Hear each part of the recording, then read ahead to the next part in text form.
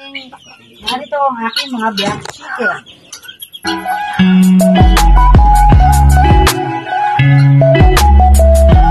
Patay na ako ng aking mga black chicken para sa aking pang-araw-araw na pang-ulam.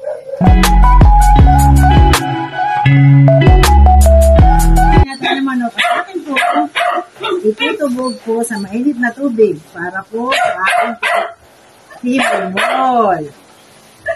Ganyan po. Ito po ang aking black chicken. Ito na po tayo sa pagtatanggal ng balahibo ng aking black chicken. Tutubog ko po siya sa kumiting tubig. Again, good morning! Narito tayo sa mahirap na parte. Ang paghihipon-hipon ng aking mga black chicken. Naawa sa aking isang anak kasi ganyan nire-request ang black chicken. Good morning again! Narito na tayo sa mahirap magtanggal ng balahibo ng manok. Pero masarap kainin.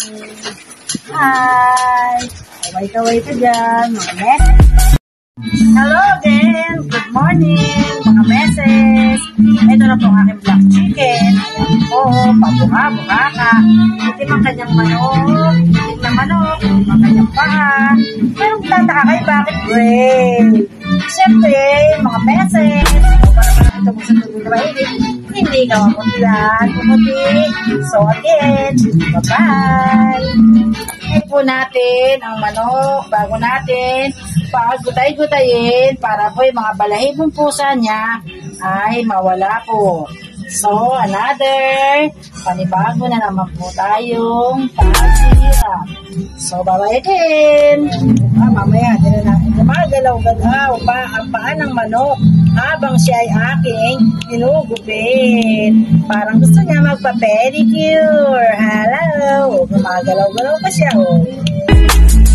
Kasama ko ang aking apo sa pagluluto. So, ito po ang mga ingredients ng aking black chicken. See you!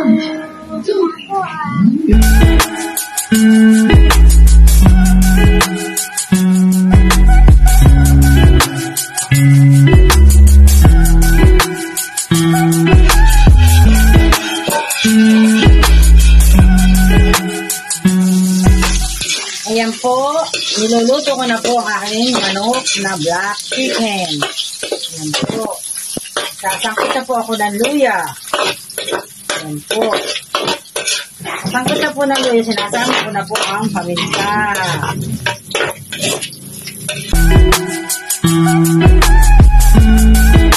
Sama ko rin po ang ating flakes chili.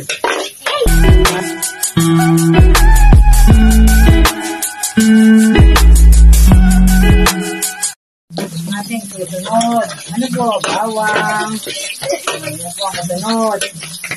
Nag-medyo po, mabango-bango na kami ng bawang. Ano po? Nangangamoy-ngamoy na ang ating bawang. Pwede na po natin sunod ang sibuyas. Ano po? Yan. Sibuyas na po.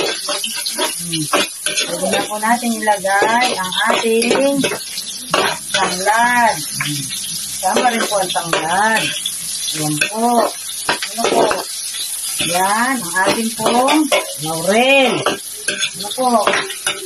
Ang ating pong clavo de comer.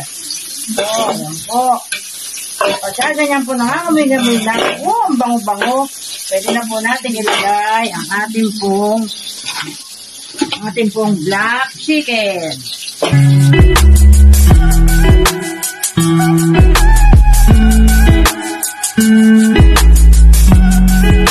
Buksan mga kameses ang aking black chicken. Nasangkot siya na po siya. Ang bango-bango naman. Nakakagutom ang amoy. So, lalagyan ko po na siya ng ating light soy sauce. Yan po. Lalagyan ko rin po siya ng cooking wine. Yan po. Lalagyan ko rin po siya ng lemon. So, muli po natin siyang haluin. Ano po?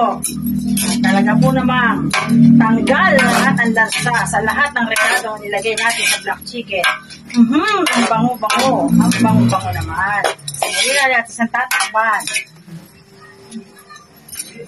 Bubuksan, lalagyan po natin siya ng konting asin. Lalagyan po natin siya ng sugar. Lalagyan po siya natin ng lemon juice. So, muli po natin siyang tatakpan. So, muli po natin hahaluin ang ating black chicken na nangangamoy na po. Amoy na amoy sa bango, nakakagutom. Sawang amoy, amoy sa kapitbahay. Lalagyan po natin siya ng isang tasang tubig. Ano po? Kaya sarap-sarap ng amoy. Nakakagutom.